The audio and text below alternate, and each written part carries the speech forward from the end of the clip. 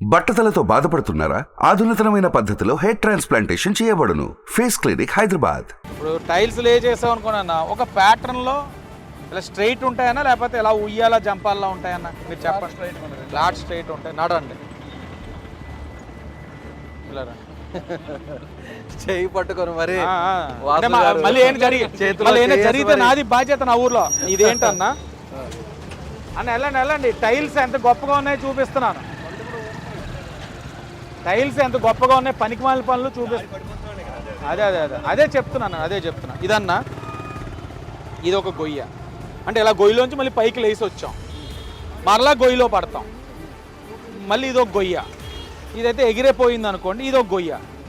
అంటే బైకులు ఎగిరిపోవట్లేదన్న. అంటే దేనికి లే చేసాడు అనుకుంటున్నారు?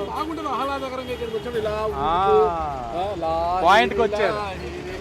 ఇందాక ఏదో ఫ్లైట్ టేక్ ఆఫ్ అని కూడా అన్నారు ఇందాక వాసు గారు. ఫ్లైట్ టేక్ ఆఫ్ వెళ్ళినట్టు. ఫౌంటైన్ చూడండి. ఈ టైల్స్ అన్నీ ఎగిరిపోయింది అనుకోండి, అది వేరే విషయం, వదిలేద్దాం. 25% కమిషన్ పనులు ఇలాగే ఉంటాయి. ఫౌంటైన్ ఏంటి, ఎందుకు ఇలా ఉంది? నా తెలిసి ఇది మీరు కట్టించిందేమో, అదేనా? రాజమండ్రి ప్రధాన కూడలి శివయ్య ఎదుర్కొంటా ఉంది. ఏంటి పరిస్థితి, ఎందుకు ఈ దుస్థితి? సార్ ఇది టీడీపీ వాళ్ళు కట్టించారు కాబట్టి ఈ విధంగా మురికి నీళ్ళు పెట్టేశారు భరత్ గారు. అలా అనుకుంటే టీడీపీ వాళ్ళు మనం వచ్చేవని మీరు మాటలో ఉండి చూపించలేకపోయింది. మున్సిపల్ కార్పొరేషన్ కట్టాం, మరి ఎందుకు మా కార్పొరేషన్ కట్టిన దాంట్లోకి వెళ్ళి ఎందుకు రివ్యూలు పెట్టుకుంటున్నారు? మేము కట్టించిన కార్పొరేషన్ ఎందుకు సమీక్షలు చేసుకుంటున్నారు? వాలంటీర్స్తో బయట పెట్టుకోవచ్చు కదా. అంటే మీరు బాగున్నాయి కాబట్టి అక్కడ పెట్టుకుంటున్నారు, అంతేనా? మీరు అంతే, వాళ్ళ అవసరాన్ని. ఆయన వేసిన రోడ్లు టైల్స్ మాత్రం అన్నీ లేచిపోతున్నాయి అంటారు. ఈ లైట్లు ఇవన్నీ ఎందుకు పెట్టించాడు తెలుసా మీకు? చెప్తే తెలుస్తుంది. ఇదే ప్లేస్లో ప్రతి సంవత్సరం జక్కంపూడి చారిటబుల్ ట్రస్ట్ తోటి వినాయక చవితి చేస్తారు. ఈ ప్లేస్లో, ఇదే ప్లేస్లో. ఓకే. సో మనవాడికి రాజాకి పడదు, జక్కంపూడి వాళ్ళు ఇక్కడ కార్యక్రమాలు చేసుకోకూడదు. ఏం చేయాలని ఆలోచించాడు, ఈ టైల్స్ వేసి అవన్నీ కట్టేసి దాంట్లో నీకు ఏ కార్యక్రమాలు చేయకుండా అడ్డుపడ్డాడు. అంటే జక్కంపూడి పార్టీలోనే ఉంటూ ఇంత విభేదాలా? అది అడగాలి మీరు రాజాని, అయితే భరత్ని అడగండి. వాళ్ళిద్దరు గొడవల వలన మా ఊరు చెడిపోతుంది. అంటే దీన్ని బట్టి రాజా గారి సపోర్ట్ మీకే ఉంటుందేమో పరోక్షంగా. ఎందుకు ఉంటుంది? అలా అనుకుంటే రాజా మళ్ళీ ఇంకో కార్యక్రమం నాకు అడ్డపడతాడు. అంటే శత్రువుకి శత్రువు మిత్రుడే కదా. అది సినిమాల వరకు అన్న, డైలాగుల వరకు అన్న పని అవదు. ఇలా ఎండిపోయే మొక్కలు ఎందుకన్నా రుణా నిధులతోటి దీంట్లో అన్నా? అది కాదన్నా, నేను చెప్తాను. పాసిపోయిన అట్టుపండు మా హెరిటేజ్ బాట్లే ఉంది. ఏంటన్నా ఈ పరిస్థితి? కనీసం అసలు ఇది ఎందుకు పెట్టారు? డస్ట్బిన్నా? డస్ట్బిన్నా ఎంత ఉందో చూడండి, మొక్క బిన్ అన్నా. ఇది నైట్ టైము లైటింగ్లతో రీల్ పడుతుంది ఆడికి, దాని మించి ఏ పని లేదు దీంతో. ఇక్కడ పారిశుధ్యం బాగుందా లేదా ఏమి పట్టవు. కేవలం ఇక్కడ వీళ్ళు పెట్టారు కాబట్టి ఇది చేసేసిన తర్వాత దీని మీద ఇంకోళ్ళు వినాయక చవితి ఇంత సెటప్ ఇక్కడ వేయలేరు కదా, వేయకూడదు కాబట్టి చేశాడు. అంటే రాజమండ్రి అనగానే నాగరాజు గారు మీకు ఐడియా ఉంటుంది, ఇది ఒక ల్యాండ్ మార్క్. ఈ బ్రిడ్జ్ కనిపించేది మనకి ల్యాండ్ మార్క్. బహుశా పుష్కరాల టైంలో దీన్ని టీడీపీ వాళ్ళు బాగా ఈ ఘాట్స్ అన్ని కూడా డెవలప్ చేశారు అనుకుంటా, అంతేనా? ఈ ఘాట్స్ అన్ని మనమే చేసామన్నా. లాస్ట్ టైం హ్యావ్లాక్ బ్రిడ్జ్ కూడా ఏదైతే శిథిలావస్థ పరిస్థితిలో ఉందో, మురళీమోహన్ గారు ఫైల్ స్టేజ్ దాకా తీసుకొచ్చారు. ఓకే. రైల్వే వాళ్ళకి పే చేసి మనం తెచ్చుకొని దీన్ని ఒక అదిగోండి రాజమండ్రి పుష్కర ఘాటు మీద పందులు తిరుగుతున్నాయి. రాజమండ్రికి ల్యాండ్ మార్క్ గా చెప్పుకునే ఘాట్ ఇది. అటువైపు ఇటువైపు రైల్వే బ్రిడ్జ్. హ్యావ్లాక్ బ్రిడ్జ్ ని వెంటనే అధికారంలోకి వచ్చిన వెంటనే తెచ్చేసి దీనికి ఏదో ఫుడ్ పాయింట్ కింద చేసేస్తానని హామీ ఇచ్చేసాడు ఎలక్షన్లో 2019 ఎంపీగా. అది ఫెయిల్. ఇప్పుడు దాకా ఏది చేయలే. చూసారన్న ఎంత ఆహ్లాదకరంగా ఉంటుందో ఘాట్. ఇప్పుడు ఒకవేళ చల్లగాలి వస్తుంది చూసారు. మీరేం చేయగలుగుతారు వాసు గారు ఈ బ్రిడ్జ్ని? ఏదన్నా ఇది కంపల్సరీగా ఏదైతే ఒక స్టేజ్ దాకా వచ్చిందో, సెంట్రల్ గవర్నమెంట్ ఇప్పుడు బీజేపీ కూడా కలిసి ఉంది కాబట్టి ఆ ఫైల్ని త్వరగా క్లోజ్ చేసుకొని మనం హ్యాండ్ ఓవర్ చేసుకొని దీన్ని మంచి ఫుడ్ కోర్ట్స్ కింద చేసుకునే అవకాశం ఉంది. అది గ్యారంటీగా చేస్తాం, అంటే తప్పకుండా చేస్తాం. దాని లోపలంతా ఫుడ్ కోర్ట్స్ పెడతారా? ఎస్ అన్న. లాస్ట్ టైం అదే అనుకున్నారు. ఇవన్నీ ఘాట్స్ కూడా టీడీపీ చేసిందే. రండి అన్న, ఇంత అందమైన ఘాట్లు ఎక్కడంటే జనాలు ఉన్నారు కాబట్టి ఇక్కడ ఎలా అయిందన్న. వాటి పరిస్థితి దుస్థితి చూడండి, ఇలా వెళ్ళే కొద్దీ మీకు అర్థమవుతుంది ఎంత అధ్వానమైన పరిస్థితులు ఉన్నాయి ఘాట్లు అన్న. ఈ ఘాట్స్ అన్నది రాజమండ్రి సిటీకి ఒక సంపద అన్న. ఇంత ఎండ ఉన్నా చూసారు, ఇక్కడికి వచ్చేసరి చల్లటి గాలి వస్తూ ఉంది. ఒక్కసారిగా మారిపోయింది ఒక్కసారి వాతావరణం చూసారా. మనం ఎంత బాగా టూరిజం డెవలప్ చేసుకోవచ్చండి ఘాట్స్ని. ఇక్కడ ప్లేస్ ఉంది, ఇక్కడ ఒక మంచి యోగా పాయింట్ పెట్టుకొని సాయంత్రం అయితే అందరూ యోగా చేసుకోవడం, అయితే మార్నింగ్ వచ్చి యోగా చేసుకునేటట్లు చేసుకోవచ్చు ఈ పాయింట్ని. అంటే భరత్ గారు ఇక్కడ చేయాల్సిన ఆ సుందరీకరణ అంతా అక్కడ ఎందుకు చేశారంటారు సిటీ మధ్యలో? మీరు చెప్పేదేమో ఈ హెరిటేజ్ సిటీలో గోదావరి అనేది ఫేమస్. ఇప్పుడు ఇదంతా దీని మీద చేస్తే దానికి గిట్టుబాటు అవ్వదు కదా. మనం గంజాయి జోన్లోకి వస్తున్నాం అన్న, భరతరామ్ జోన్లోకి వెళ్తున్నాం. ఇదేంటి నాగరాజన్న గంజాయి జోన్ అంటున్నారు ఏంటి? అది గంజాయి జోన్, అది మళ్ళీ భరతరామ్ జోన్ అంటున్నారు. అది కాస్త ఇబ్బందికరంగా ఉంది. ఇప్పుడు అసలైన జోన్ భరతరామ్కి ఇష్టమైన జోన్లోకి వచ్చాం. ఇప్పుడు దాకా కాస్త జనాలు ఉన్నారు కాబట్టి అది స్వతహాగా అయిపోయే మెయింటెనెన్స్ అని. ఇక్కడి నుంచి ఘాట్ ఎలా ఉంది, మరి ఎందుకు నిర్లక్ష్యం చేస్తూ ఉన్నారు, ఎందుకు పట్టించుకోవట్లేదు? తాగుబోతులకి గంజాయి వాళ్ళకి ప్లేస్ అడ్డా అయింది. ఎంత కష్టపడి మనం ఎంత డెవలప్ చేస్తే వీళ్ళు చేసింది ఏంటండి? చాలా గలీజ్గా ఉంది కదండి. అదే అంటున్నాం సార్. ఇది ఈ మాత్రం ఇలా ఉందంటే ఎవ్రీ సండే కొన్ని స్వచ్ఛంద సంస్థలు వచ్చి ఇవన్నీ క్లీన్ చేయడం వల్ల ఘాట్లు ఈ మాత్రం ఉందన్న. లేకపోతే గుర్రపు డెక్కతోటి దారుణమైన చెత్త అంతా ఇక్కడ పేరుకుపోయి అధ్వానంగా ఉంటుంది. వచ్చి చూడండి, వాళ్ళు ఎన్జిఓస్ వచ్చి అవంతా చేసి అలా పెడతారు. కార్పొరేషన్లు ఎప్పుడు వీలైతే అప్పుడు దాన్ని లిఫ్ట్ చేసుకొని తీసుకెళ్తారు.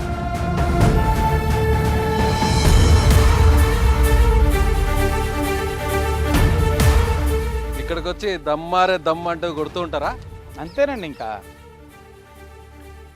ఇదే ఈ బాటిల్స్ చూసారు కదా ఎన్ని మందు బాటిల్ ఉన్నాయో. అంటే వాసు గారు ఇక్కడ పోలీసు పెట్రోలింగ్ అట్లాంటిది రారన్న, ఓకే, వాళ్ళు మనుషులే కదా. వాళ్ళు ఏమైనా కొట్టినా కూడా వాళ్ళకి ఏం తెలియదు అన్న, సెన్సెస్ ఉండవు బాడీలో. నిత్యహారతిని ప్రారంభించారు ఇక్కడ. అవును, చాలా బాగా చేసుకున్నాం. సాయంత్రం అయ్యేసరికి అందరూ వచ్చి ఘాట్లో కూర్చొని హారతిని వీక్షించేవారు. అంటే గంగా హారతి స్టైల్లో ఇక్కడ ఏర్పాటు చేశారు. తీస్తారన్న. అంటే అధికారంలోకి వచ్చిన వెంటనే తీసేశారా లేకపోతే కొన్ని రోజులు నడిపారు, కోవిడ్ ఇవన్నీ రావడం, దాని తర్వాత ఇచ్చేవాడు కూడా దండం పెట్టి పోయాడు. ఓకే, అంటే మీరు ఏర్పాటు చేశారని? మనం ఏర్పాటు చేయం, జనాలకు ఉపయోగపడినా ఇంకా అదేం లేదు కదా. అది దాని నిత్యహారతి అన్నది ఇప్పుడు మనం రేపు అన్న రోజున టూరిజం అనేది ఇక్కడ ఒక పాయింట్ అనుకుంటున్నాం, టెంపుల్ సర్క్యూట్ అని. ఆ సర్క్యూట్లో చుట్టుపక్కల అన్ని చోట్లకి తీసుకెళ్ళి అన్ని దర్శనాలు అయిన తర్వాత సాయంత్రం అయ్యేసరికి గోదావరి మాతను చూస్తూ ఈ నిత్యహారతిని చూడడం, వీక్షించడం అన్నది ఒక అదృష్టం, ఒక ఆనందం. అది లేపేశారు. గోదావరి ఘాట్ అంతా కూడా దాదాపు ఈ 4 కిలోమీటర్లని ఇటు డివోషనల్ సెంటర్ గాను అలాగే టూరిజం హబ్ గాను చేయబోతున్నారు అనేది మీ ప్లాన్? కంపల్సరీగా ఓకే, టూరిజం పాయింట్ కింద మార్చుకుంటాం, ఆధ్యాత్మిక కోణం కింద మార్చుకుంటాం, అలాగే ఆరోగ్యపరంగా కూడా రాజమహేంద్ర తీర్చిదిద్దుకోవడానికి ఇక్కడ మన యోగా సెంటర్స్ కానీ ఇలాగ అన్నీ కూడా చేయొచ్చు అన్న. మీ దగ్గర ప్లాన్ ఆఫ్ యాక్షన్ రెడీగా ఉందా? రెడీగా ఉంది. బ్లూ ప్రింట్ రెడీగా ఉందా? బ్లూ ప్రింట్ కాదు, ఇంకొక 4-5 days ఉంటుంది. ఐడియాని ఆన్ పేపర్ పెడుతున్నాం. Will be done in another week. పిండ ప్రధానం ఇక్కడ చేస్తారు. ఇది దేశం నలుమూల నుంచి విదేశాల నుంచి కూడా వస్తారు ఇక్కడికి. అంటే గంగా తర్వాత గోదావరి, దక్షిణ గంగా. ఓకే, దక్షిణ గంగా పిలుస్తారు, దక్షిణ కాశీ. దక్షిణ కాశీ అలాంటిది చూడండి ఎలా ఉంది, ఎంత అధ్వానమైన పరిస్థితిలో ఉంది. పిండ ప్రదర్శన చేసే ప్రాంతం అన్నది దేశ విదేశాల నుంచి వస్తారన్న. ఇది మెయింటెనెన్స్ చూడండి. మనం గతంలో ఉన్నప్పుడు రెగ్యులర్ మెయింటెనెన్స్ ఉండేది. అసలు వచ్చే వాళ్ళకి పిండ ప్రదానం చేసిన తర్వాత నీళ్ళల్లో మునగాలి కదా వాళ్ళు. అవునన్నా, అది కూడా చెప్తాను.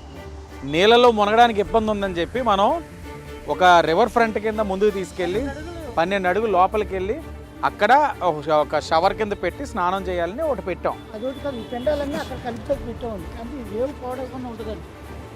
అంటే ఇప్పుడు అది అలా కొట్టుకుపోద్ది అన్న.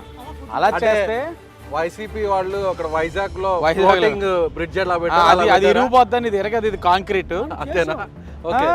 ఇప్పుడు దాకా చేయలేదన్న, ఇప్పుడు దాకా చేయలేదు. అది చెయ్యిపోవడం వల్ల ఇదంతా కూడా ఇంత డ్యామేజ్ అయ్యింది. లయన్స్ క్లబ్లో బతిమాలి వాటర్ ట్యాప్లు ఇక్కడ పెట్టించారని, ఇది స్వచ్ఛందంగా.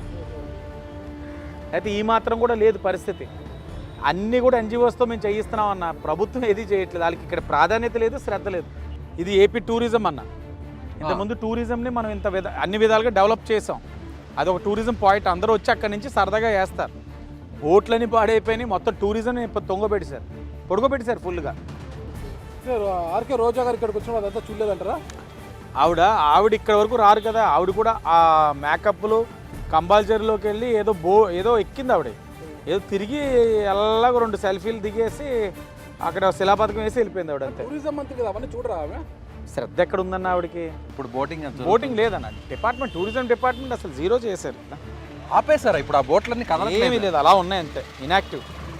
మనం అదే అంటున్నాను కదా, ఇంకా టూరిజం చేయాలంటే అక్కడ ఉన్న గౌతమి ఘాట్ నుంచి రివర్ ఫ్రంట్ కింద చేసుకొని ఇక్కడ మంచి బోటింగ్ యాక్టివిటీ చేయొచ్చు.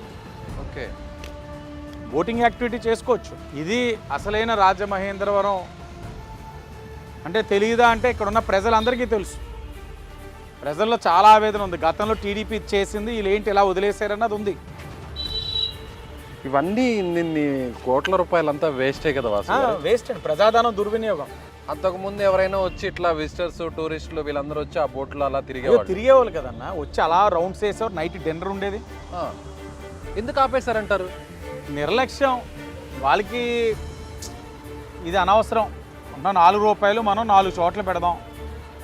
అన్నీ చేయడం వల్ల మనకు లాభం ఏంటి?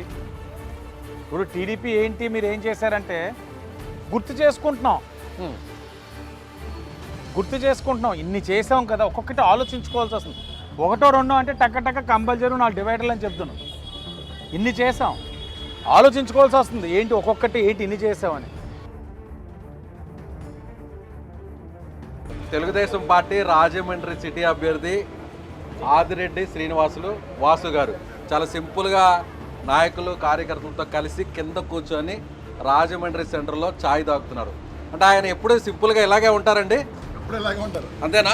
ఖచ్చితంగా ఇలాగే ఉంటారు. ఆయన అందరితో కలిసిపోతారు. అందరితో కలిసిపోతుంటారు. ఇలా నేల మీద కూర్చొని అందరితో కార్యకర్తలు లీడర్స్ చాలా ఫ్రెండ్లీ నేచర్. ఎవరినైనా సరే ఒక సోదరుడు సోదరి భావంతోనే చూస్తారు.